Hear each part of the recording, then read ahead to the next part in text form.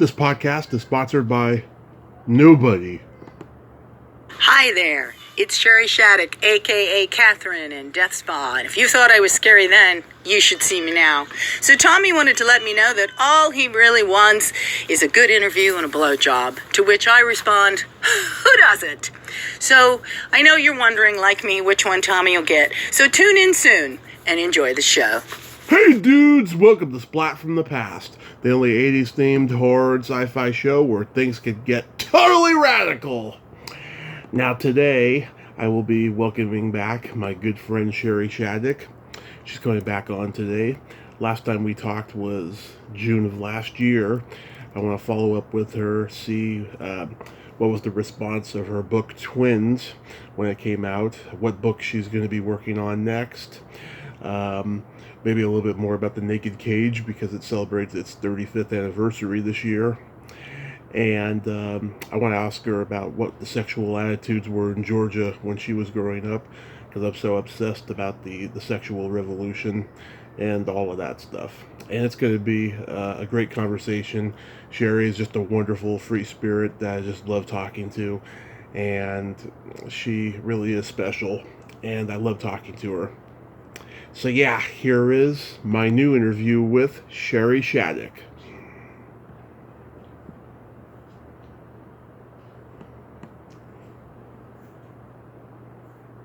Hello. Hey Shari, welcome back. Hi, thank you, Tommy. How you doing? I am great. How are you? Oh, I'm doing good. Just finishing up a blog. A blog? Yeah. Can't believe people are still doing those. It's amazing. Well, it's more like just, a little attachment to got to do something for your website, because if you're an author website, people like to read little bits of things written. So it's more like that. It's just a post for my website, let's put it that way. Yeah. How are things now that the world has been restored? Well, pretty good, dealing with a few issues. My husband had open heart surgery, so we've been dealing with that. But he's healing, and so that kind of, having to go through a major medical procedure like that during COVID was not easy. I couldn't be with him at all. It was just terrible, Yeah. So difficult. So, it's a hard enough thing to have to go through, but to not even be able to have anyone around to advocate for you or just be there for you, it's really tough. He was a champ, as usual, but I'm so glad to have him home again. Oh, that's great. Yeah. Are you fully vaccinated? Oh God, yes. Good. I can't imagine. Yeah. Yeah.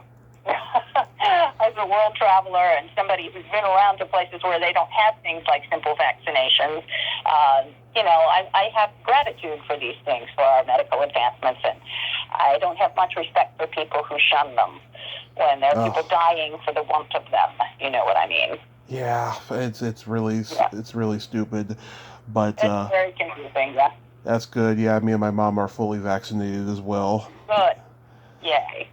Yeah. But obviously we had to wait for a little while, but we actually did get to move up the line a little because of my husband's surgery, because I wanted him to be fully vaccinated before he had the procedure, and because I was his caregiver, they did me too. It was just like a couple months ahead of people here in Washington, because they went by age. They went down in age, Yeah. So we were next on the list, but it would have been a few more months. But it sure does feel good to feel like I have some protection from this craziness. Yeah, my mom is having routine hip surgery tomorrow morning, and... Oh, Lord, I hope she's okay, though. Yeah, I'm not looking forward to seeing her on morphine for a couple of weeks. But other than that... But you know what? They do these things so often now. Mrs. Mom had her knee replaced, and she was up that day walking around the hospital, within hours, up walking around the hospital. And they had to tell her to sit down. These Polish stock, I'll tell you what. There's no stopping them. Yeah, so it's remarkable what they can do. So hopefully she'll fly through it and it'll all go well.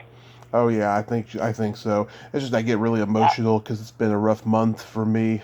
First my aunt passes, and then one of my really close friend passes the next week, and it's just been tears. Yeah. Yeah, that's just devastating. I had a friend who lost her son. She was actually my my daughter's first, live-in boyfriend for like 2.5 years, and he passed away. And so I went down to San Diego to just be with her because she didn't really have anyone else. And it's just devastating, just brutal. That loss, that helplessness, what can you do?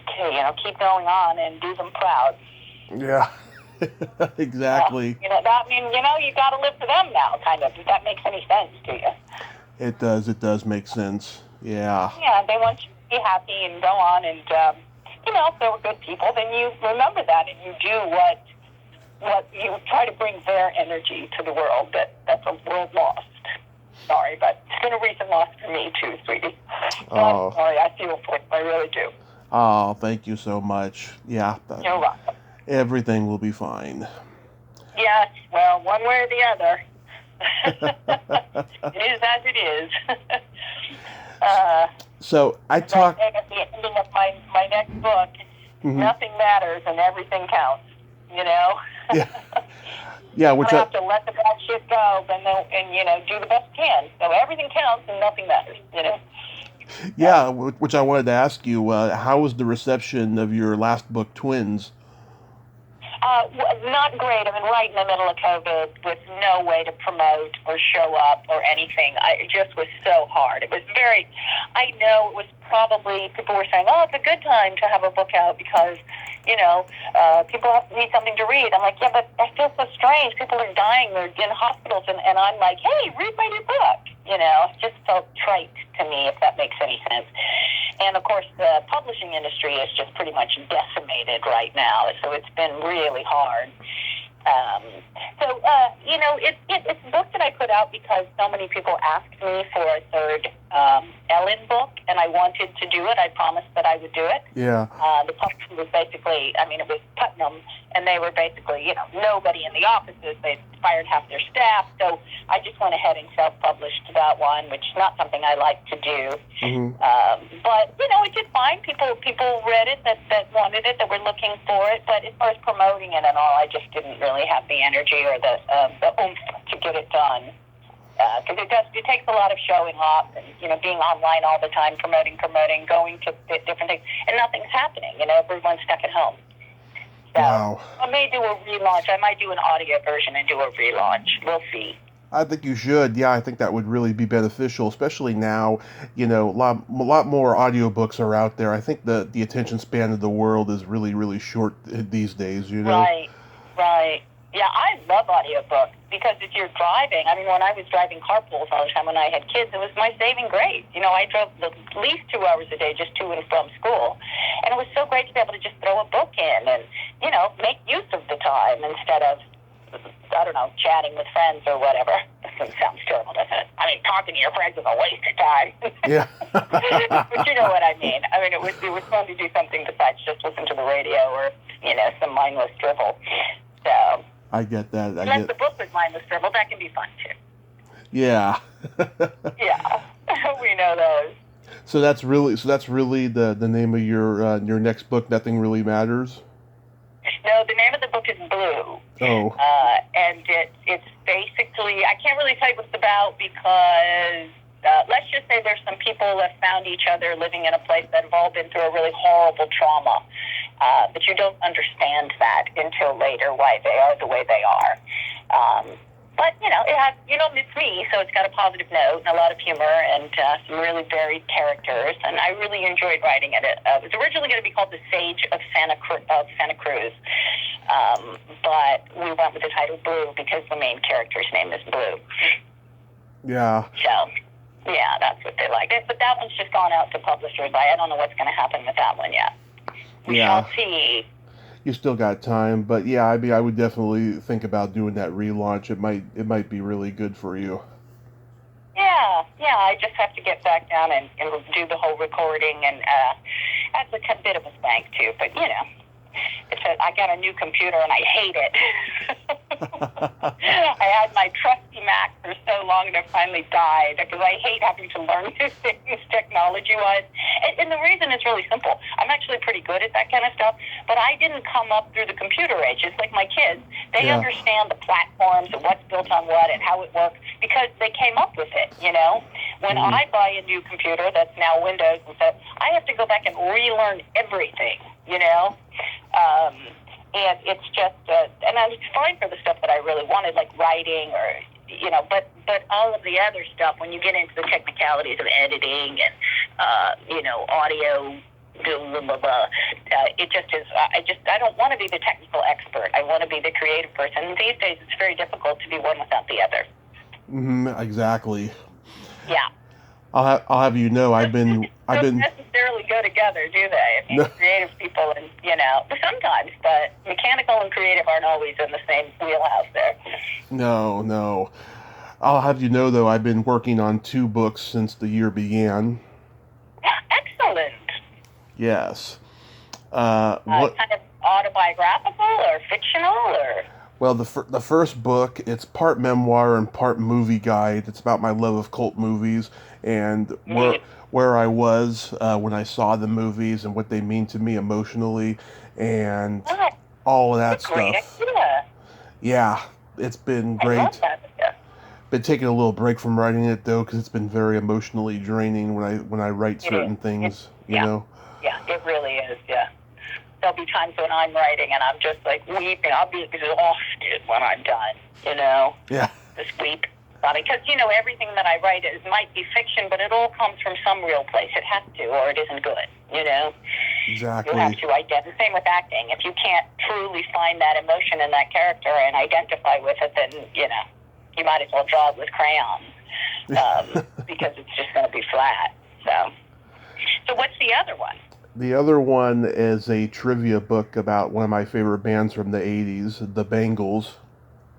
I remember the Bangles. Yep, they're still out there playing.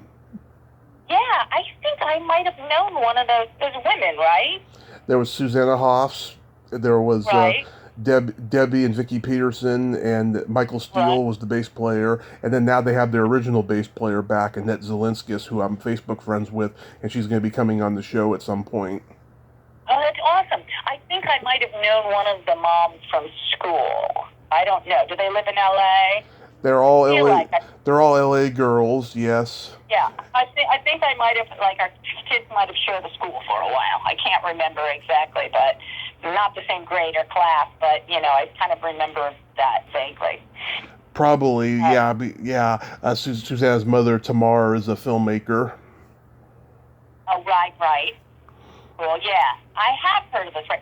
You know, what's interesting is when your kids go to school in LA. Mm-hmm. I remember one time we were doing some kind of fundraiser, and there was Melissa Etheridge, David Crosby. Yeah.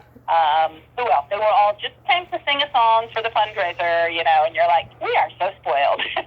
Yeah. I can't even remember who else. It was like this unbelievable lineup, you know? You were like, this is so funny. Not everybody gets that. Yeah. It is crazy, yeah. I have a third and fourth book too that I want to eventually write in the future. One about I worked in the bar business for a long time, and working in the bar business is like working in a cult.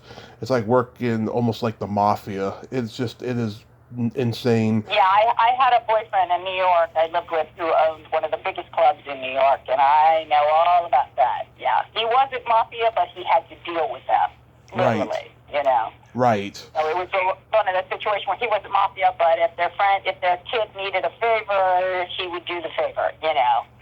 The kid needed a job or blah, blah, you know what I mean. It was always give and take. He had to keep them happy. It was wild. No, my cat's trying to eat a hummingbird. I think he's going to catch it, but you never know. Oh, yeah. My cat does the exact same thing. I know it. Oh, yeah. Oh, they have a good time with that. It's what's funny about mine is he's such a big fat boy. I don't think he's going to get very far. Oh, my God. Yeah, mine's a little girl, going to be 2 in a couple of months. Oh, you've got practically a kitten still. Mm-hmm. Yeah, I don't even know how old. I have a tendency to adopt already full-grown cats because I need a home, you know. So I'm never quite sure how old they are because all our animals are rescue animals. Right. But this one's going strong. Mine have a tendency to last a long time. Oh. I spoil them bad, probably. Yeah. Oh. And then the other book I want to write. I want to write a humorous erotica book about my past sexcapades. That's a great idea, too. These are all good ideas. Here, may I give you some advice? I don't know how you work. Of course. Get yourself a separate notebook for each one, Mm-hmm. for each book, and write your tentative title on the front. And then every time you have a thought for an idea, a thought for a sentence, a thought for a, whatever character, write it down in that book. Keep it separate. And eventually you'll find yourself coming up with, the storylines and, this can go here and that can go there. Now, some people like to do the whole storyboard book. I've only had to do that when I'm writing a really, like a mystery, where I need to have the clues set up at a certain point and blah, blah, blah, blah, blah. Then I will actually storyboard it on index cards and put it up so I can look at it. Mm-hmm. But you do that for scripts as well. But for novel writing, just get yourself a notebook and start scribbling in there, but keep it separate. Right. And I don't advise trying to work on too many things at once. I find it confusing, and everything ends up suffering a little. But you can play around with ideas, but once you pick one, I would commit to it and work on that, at least through a first draft, Right. It can be a shitty first draft, and allow yourself to do a shitty first draft. I mean, I would say half the stuff I write gets mixed, as I go along, or heavily rewritten. Right. Because if I stopped every time a sentence wasn't perfect, I'd never finish. Yeah, I mean, I had the titles picked for these two that I'm currently working on, like right away. I mean, they just came out of me, and then sometimes the titles are kind of come to you, like Invisible Ellen was like that. It was that title kind of informed me what I wanted the book to be about. It was interesting. Sometimes the opposite, but usually the titles so often get changed by agents or publishers and all anyway. But if you have the title, that's a great way for you to start organizing your brain around it. Exactly. Yeah. So I love the comedy Sexcapades one. That is hysterical. Oh yes. Yeah. There's an actress who shall remain That's a good idea. There's an actress who shall remain nameless that I cannot stand. I've had some run-ins with her over the last few years. She wrote a book kind of like that, but she will not reveal which stories are based on her own personal ones and which stories are made up. And to me, Right. that's not real. I think No, that's not. That's one or the other. That's not. I mean, it's either it's autobiographical or it's fiction. It's not really both. I mean, Truman Capote had this argument about Cold Blood, but in Cold Blood, but it was, because he wanted to add his own story to the story that he was telling of the guy that murdered the family, and everyone had a hissy fit because you're not allowed to do that. You're either telling that story or you're writing a novel. Now you can take an idea and write your own novel about it, Mm-hmm. but to say this is a story that that's true, that's just not what it is. Dramatized, yes, that's different. Right. But Yeah. I hear you. Yeah, I mean, she dated a famous actor back in the '90s, and like people have asked her if there's any stories in there based on stuff that they did and stuff. She won't reveal that either. I mean, it's like, why even write this? You're that desperate for money? Why would you write it? Yeah, I get that. Right. I don't get it. Well, good luck with all. They all sound like great ideas. Yeah. Oh, thank you. Yeah, I'm enjoying writing. I always do. Isn't it? Yeah. Yeah. It takes a lot of self-discipline, but it's really fun. Once you get into it, I find it hard to stop. Yeah. So I talked to a lot of older actresses from different parts of the world who grew up during the sexual revolution of the 60s and 70s to get a perspective of what sexual attitudes were like when they grew up. I was wondering what was the sexual attitudes like in Georgia when you were growing up? Well, I'm not a good example of what was in Georgia. I mean, Georgia, just like anywhere else, the preacher's daughter was having the most sex on the campus. I mean, come on.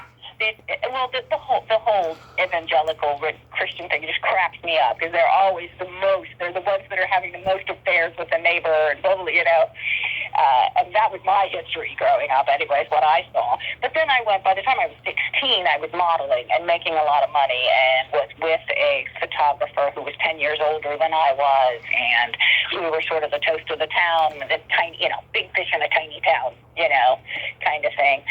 So our experience was quite different. I realize now, he was my first husband, that he was definitely a sexual compulsive. I did not know that at the time. Didn't have any idea what that was. I was, 16 years old. So I was constantly being dragged into situations I should not have been in, at that age. And also then, shortly after that, when I left him, I went to New York, and cocaine was the thing of the day. So everyone was high. Everyone was getting into hot tubs, having, orgies. But everyone was too high to actually have sex. So it was a lot of posturing more than anything else. You know what I mean? Yeah. It was a lot of talking about it. So, it's pretty much, you like anywhere. I don't see much difference then to now. There's some people like to only be with one person. Some people are, like to play the field a lot or date a lot of people. Some people have sex immediately. Some people like to hold out a little bit. I think the main difference now, though, is people are openly admitting, I just want to have sex. It isn't about dating. It isn't about getting to know you. There's where you have these Tinder and all those things, the swiping. My 18-year-old nephew is doing that. I'm like, I can imagine at 18, swiping for dates. But I think now it's more honest. There are people who are looking for relationships, and there are people who just want to get laid tonight. People who are honest about it. I'm also now seeing, of course, I was always around a huge gay population and all, because being in modeling and then in film industry. Mm-hmm. And that was always a little more liberal-minded, or seemed that way, but in actuality, the heteros were doing their part to keep those STDs alive and flowing. But, I grew up in a very permissive time. I think it was the 70s, when I was a teenager. And then, into the early 80s. And then, of course, AIDS hit and everybody freaked out a little bit and backed off. Oh yeah, back then, the gays were in the closet, and this one actress I'm friends with, she grew up in the 50s, and in the 60s, when she's doing theater in New York, she's got gay friends who are in the closet, and this one time, her and a gay friend, they were supposed to go see a movie or something, and he was a half an hour late, and when he showed up, he said that on the way to her apartment, he saw this cute dog, and the owner was gay, and they had a nice conversation there, and then they went into the guy's apartment for a quickie, and that's why he was late.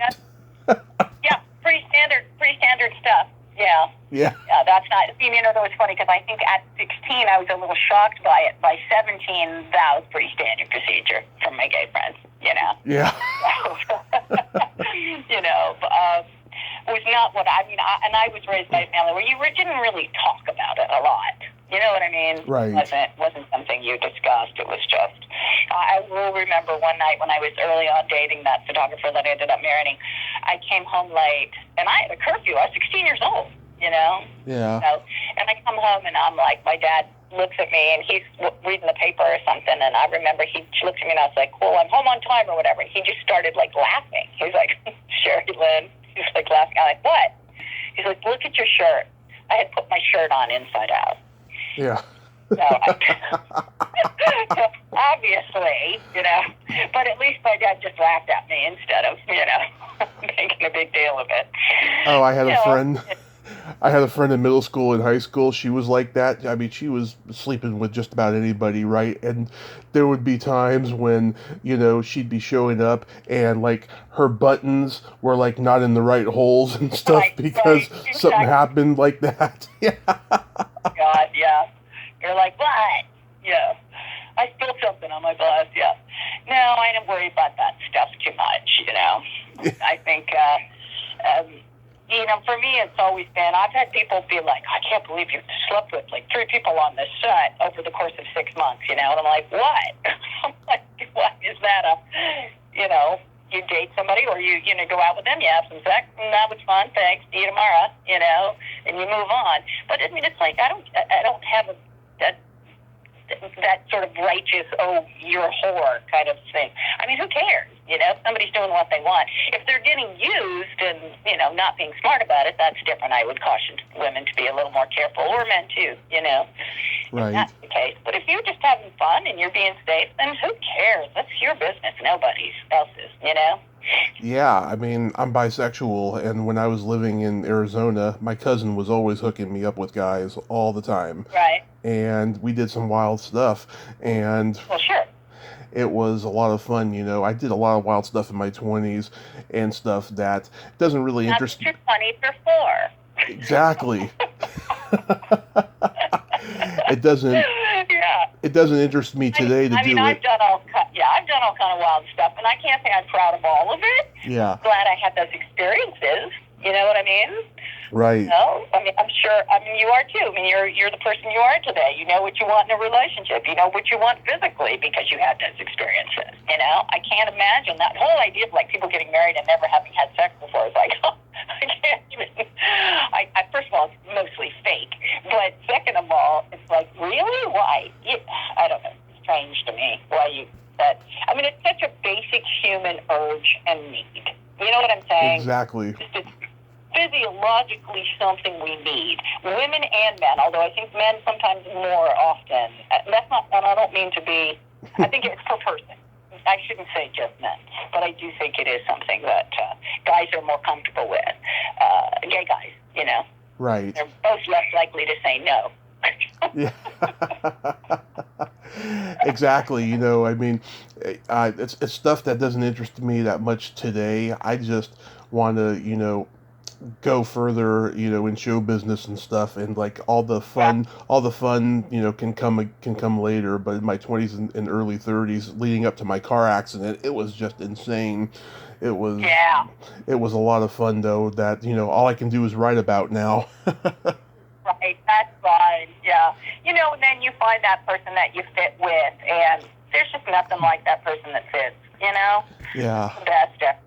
I don't care how gorgeous somebody is, how young, how whatever, how, that person you love, or that just fits sexually, that's the person you should be with. So, yeah. I have found it. Yeah. I mean, back in the old days, housewives, they didn't admit to giving blowjobs to their husbands. You imagine? Yeah. Yeah. Oh my God. Yeah, exactly. I mean, they didn't do much bragging at all. I mean, they'd be at the salon, and they'd probably say something like, "Oh, last night he sucked my big toe," and then that was the end of it. Yeah, I doubt they'd even say that. I mean, see, that's another thing about the Southern. Nobody talks about anything, Yeah. Everyone's just superficially very polite and very proper and there's some fucked up shit going on, but nobody discusses it. But I haven't lived there for 40 years, so I don't know, but still, that's the impression that I get, and the friends I have who are still there, I get that impression from them. Everything's pretty. You never want to show anything ugly, Yeah. So anywho, yeah. I had another co-star of yours from the Naked Cage on recently. Who? Leslie Huntley, who played Peaches. Oh, yeah. It's funny because I came across, I've been going through and throwing out a whole bunch of old paperwork, and I came across some of the publicity stills from Naked Cage, and I was Christina Whitaker with a gun to my head, and I really loved Christina. She was so funny. I was just wondering what's become of her. So, I wonder if she's around. Probably not still acting, but who knows? Maybe. She was really fun. But Leslie, she's getting back into the game. She's done some commercials, and a colleague of mine interviewed her back in April, and then I had her on in May, and oh my God, she loves to talk. She talked to both of us for over 2 hours. It was Good Lord. It was pretty cool. Yeah. Yeah. I remember she made me cut this one story out that she told. In the last half hour, we were talking very salaciously about sex, right? And she made me cut out this one story because she was drinking during the interview. Oh yeah, you got to be careful about that. Yeah. So, but everything else, she was pretty happy with. So, it was a good talk. Unlike you, though, she was very. very, very okay with getting naked in movies back in the day. Yeah. Well, I mean, I was okay with it too. I just had issues when of what it was for, what it was about. You know what I mean? Yeah. But the one thing that's the problem I had on Naked Cage was equating sex and violence. You know, turning the rape scene into something tantalizing. I'm like, that's not okay with me. You know what I mean? Because it's clearly what you're doing, and that's not okay with me. But you know, naked in the shower, people having a fun time having sex, I'm cool with that because it's just another scene. You just act it. But that was always my issue. And you know, I spent so much time in Europe and almost a kid. Americans are so uptight about nudity. Yeah. They're so puritanical. It's so funny. You know, because when I was in Europe, they didn't even have a boy and girls dressing room. We all just got dressed together. You know. Yeah. Everyone in the beach is naked. Nobody cares, you know? It just cracked me up to hear everyone's like, oh, we saw a nipple. Oh, you know? Come on, guys. Everybody's got them, hopefully. Yeah. Yeah, I used to watch a show. I have 3, yeah. I used to watch a show on HBO called Shock Video where they showed all the shows that they have in Europe. Oh my God, they are so racy over there. I love it. Oh my God. No, when I was over there shooting something, the number one show on Italian television was a show where housewives stripped for their husbands on television. Wow. These were not good-looking women. I mean, this was the whole thing. You would win, and it was so uncomfortable. They'd sit the guy down, and the housewife would come out and do a whole strip tease for him. I mean, down to nothing. It was like, that was their average daytime show. Oh, yeah. Oh, I remember one time they showed this one show. It was something to do with nature. And so they had this naked woman like sitting on a log and a guy was eating her out. I was like, oh my God, this is so awesome. I want to go to Europe, you know? Yeah. I was in high school at the time, too, when I saw it. Yes, I thought that would be a big thing. Well, we should probably move on from that conversation. Okay. Oh, good. Do you remember Seth Kaufman who played Randy in the Naked Cage? Was he the guard? Yeah, dark-haired Jewish guy. What? He's a dark-haired Jewish guy. Yeah, I don't remember. You know, you have to remember that when I would go do these projects, I would meet 200 to 400 people, Right. work with them for a month, and move on to the next one. So it's really hard to remember everybody's names, you know. Yeah. I suck at nothing anyway. So it doesn't mean I wouldn't know them if I saw them, you know, or, you know, Yeah, all that they say or whatever. But he and I are in talks about doing an interview, so hopefully that'll happen. oh, well, good luck. Good luck, yeah. He has a little bit of reluctancy because he got out of the business and he didn't have particularly a whole lot of fun with it, but we shall see. Yeah, well, you never know. I mean, you know, you just pick a topic to chat about that's something you might be interested in. Exactly. Yeah. Do you have any acting roles in the works? No. I mean, we've talked about doing some theater here just because this Seattle would be a good theater town, and so we're talking about maybe producing something here. Mm-hmm. I've thought about trying to get an agent and go. I don't know, though. I'm awfully happy not having to do this shit, not having to go to makeup and worry about how I look and all that.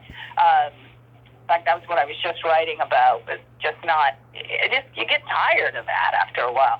You know, and I see women my age trying to do this, and I don't have the plastic surgery. I'm not going to do the spackled on makeup, you know. I just don't, if I could do it my way, I'd love to, and that would probably be theater. We'll see. There's a couple productions we'd like to do, so we might look into it. But right now, I'm just focused on getting my husband healthy and maybe getting this new book sold, you know. Mm-hmm. How's he doing overall? How long has it been since his surgery? He's doing pretty well. It's been 3 months, and it's going to be a good bit longer. They don't quite tell you at the beginning how long it's going to be. They kind of are like, oh, in 2 months you'll be feeling pretty normal. But they tell you afterwards, no, we lied, because we don't want you to get depressed and discouraged. So I told him it's like when they're having a baby, like I was in hard labor, and the doctor kept saying, about 20 more minutes. And, you know, because I was going, no, not one more. I can't do this. And then, meanwhile, 5 hours later, you know, you're still there. But and he knew it would be that long, but he wasn't going to tell me 4 or 5 hours, you know. because I was in so much pain. You just go in 20 more minutes. And you're like, oh, fuck you. It's like being waiting on a plane. It'll be about 30 minutes, ladies and gentlemen, before we're ready for takeoff, you know. They just keep saying 30 minutes. So, did they put a stent? Did they put a stent in him? He had stents already. Oh, okay. This was past the stent. This was open heart, yeah. Because they put a stent in me when I had my accident, and oh, Lord, yeah. last time I told you about my diet and everything. I just got back on. It was a full year before our gym actually opened up again, so I've been back in since July 1st, and I'm just right. It's been hard but very easy at the same time, and I'm getting, you know. You were probably ready to go. So. Oh, I was so ready. I was so ready to. I think it opened June 30th, and then July 1st, I was in the gym. I mean, I flew in there. Exactly. Bam! The doors fly open. He's like, "Let's do this." Yeah. Well, I know. For me, I mean, I haven't been to a gym in a decade, but. You know, for me, I love hiking and all, but it's not easy for everybody to do that. You know, if you live in a city or the weather is bad, you know, it's hard to keep up a regular routine. I'm lucky to have this place where I can just go either just from my house or a little bit down the road and take a fabulous hike, you know, which is great exercise and the healing for the soul. Because it got to the point with gyms where it was just depressing, you know, that everybody, some people like it. Some people like having all that other energy around. But it'd be some music I didn't like, or, you know, the machines were all sweaty. I was like, ugh. But it's great. If you've got all the equipment, if you know how to use it, then that's a really good thing to do. For me right now, it's more about just getting those 10,000 steps in, kind of, you know, rather than working on my biceps or whatever. It's not that specific anymore. I find that I can stay in overall good health just by staying active. That's the most important thing. Oh yeah, I've seen the pictures that you post on Twitter where you're out in, you know, at the beach and all of that stuff and getting your exercise in. Yeah, no, that's my life now. That's pretty much what we do. It's been hard because husband hasn't been able to do any hiking or anything, you know. And he can go. He has to go to therapy now, and he'll do like 4 miles on the treadmill or whatever. But when you go out into nature, it's very different. You know, he has to be super careful. He can't. If he were to fall or anything, he could rip the chest open. You know, he's got that long scar, so he just has to be really careful for a while. We'll get back though. I got him a stand-up paddleboard for his birthday. He hasn't been able to use it yet, but we're looking forward to that. That's going to be really cool because we live on the canal. Yeah. And the water is remarkably clear. And the cool thing about the paddleboard, aside from being great exercise, is that you can see straight down into the water, you know. And it's really beautiful here. We have, you know, crab and fish and eel, and it's just really... So I'm looking forward to adding that to our physical repertoire. Yeah, that's good. You know, as long as he's walking on, you know, flat surface for right now and stuff, he should be all right. Yeah, that's the whole idea. Is he having to like change his diet in any way? Well, just healthier, but they don't want him to lose weight right now. Apparently, you're supposed to have a certain amount of fat and all so that everything can heal in there. So, like, he had gone and he'd lost a pound, and they gave him a hard time about it.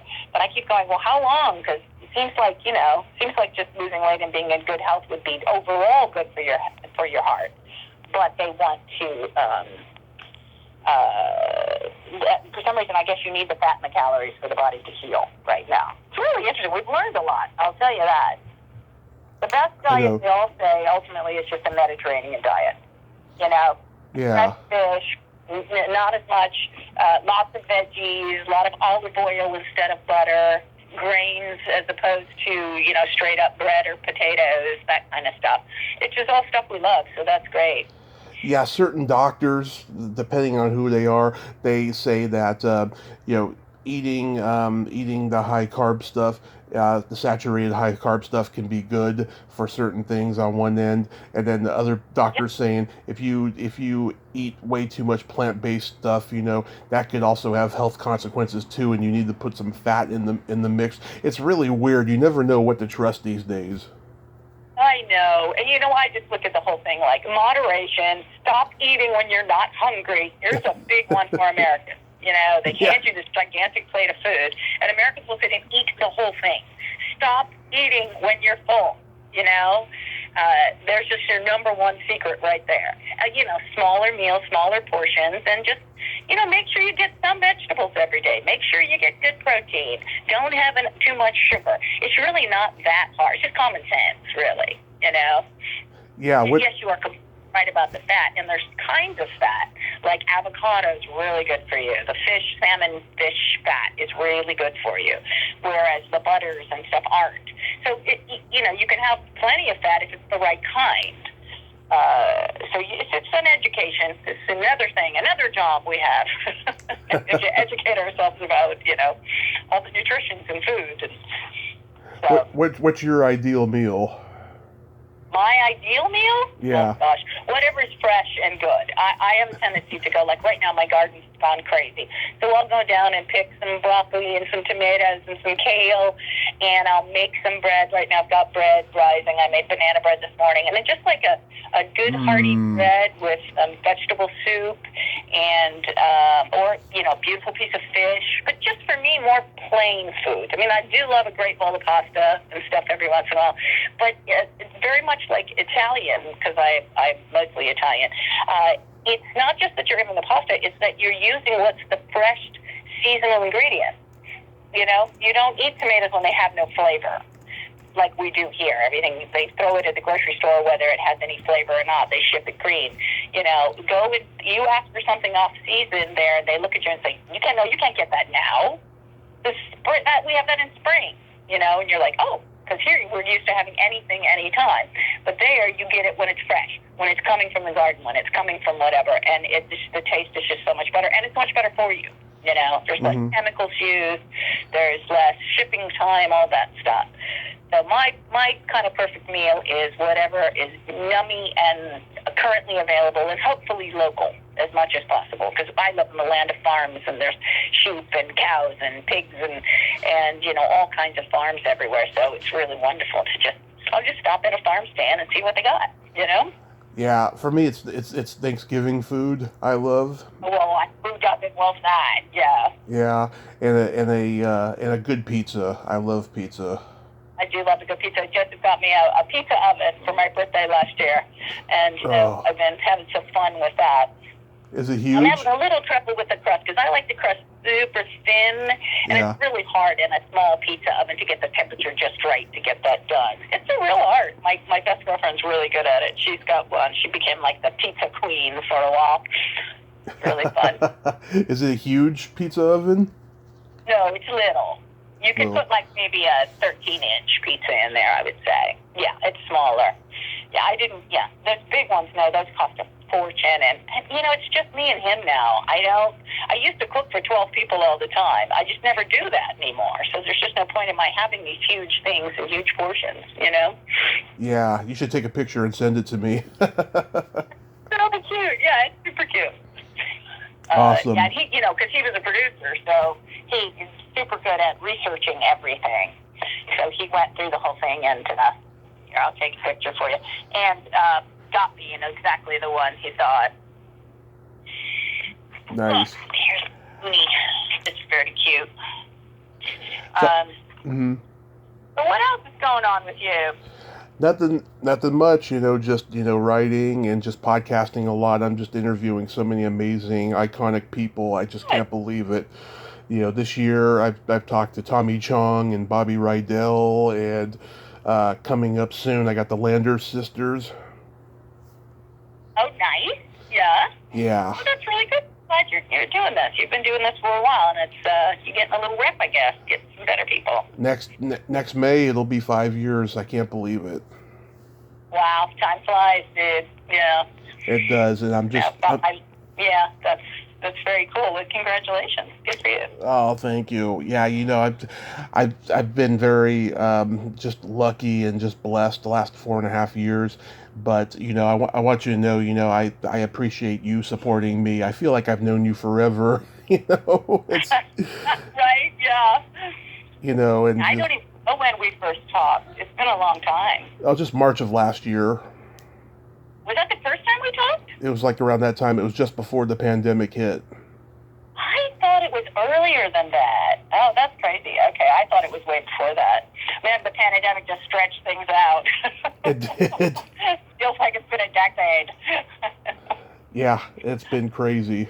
But I do appreciate your support, and Of course, of course. and you know, it's just wonderful. I have I have Thanks. I have jokes for you. Okay, I'm ready. Okay, did you hear about the guy who died of a Viagra overdose? No. They had trouble closing his casket.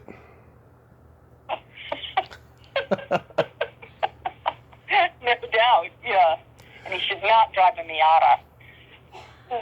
You know why the jacket was stinky? Why? It was a windbreaker. Okay. Dumb. That was cheesy, huh? Well, Okay, here's a good one. Okay, so Hi. a priest says to his neighbor, "Top of the morning to you. I heard the ice cream bells ringing and I felt like a kid again." The neighbor says, "Careful, Father. They got cameras everywhere now." Okay. Good point. Oh my God. Ah. Well, Sherry, Honey, I'm gonna have to get on today because I've got to get to an appointment. Yes. Is there anything specific you want to ask me? nope, we have covered everything, and I want to thank you so much once again for supporting me, Sherry. Well, It means a lot to honey, me. Of course. Yeah, and you're doing great. I'm proud of you. And get back to writing, dude, because it sounds like you've got some really good ideas. Yes, I'm gonna keep on writing. Yeah, do that. And enjoy. And thanks for calling and chatting with me. Absolutely. You have a great day and stay safe. You too, sweetie. Okay, bye-bye. Okay, bye-bye. Well, there you have it. Shari Shattuck. Ain't she a sweetheart? What a great lady, huh? It's always so great to talk to her. Well, until next time, this is Tommy Throwback Kovac saying, there's no shame in living in the past, because the present sucks. Later, dudes.